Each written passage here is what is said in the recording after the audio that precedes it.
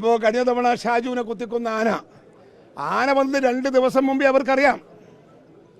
പക്ഷേ ആന എവിടെയാണ് എന്ന് ലൊക്കേറ്റ് ചെയ്യാൻ ഈ ഉദ്യോഗസ്ഥന്മാരും സർക്കാരും ശ്രമിക്കുന്നില്ല എന്നുള്ളതാണ് അവരെ ഗുരുതരമായ കുറ്റം.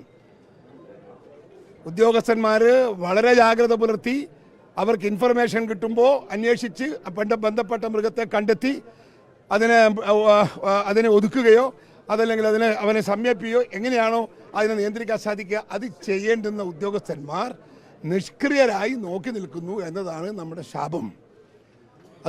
അതുകൊണ്ടാണ് ഞങ്ങൾ സർക്കാരിനെ കുറ്റപ്പെടുത്തുന്നത്. അതിന് നേതൃത്വം കൊടുക്കേണ്ടത് മന്ത്രിയാണ്. ഈ മന്ത്രി ഈ കാർഡ് കണ്ടിട്ടില്ല. നമ്മുടെ വനം വകുപ്പ് മന്ത്രി ഈ കാർഡ് കണ്ടിട്ടില്ല. ഞാൻ വനം വകുപ്പ് മന്ത്രി ആയിരുന്നവനാ. ഞാൻ കാണാത്ത 1 ഇഞ്ച് വനം കേരളത്തിലില്ല. 1 ഇഞ്ച് വനം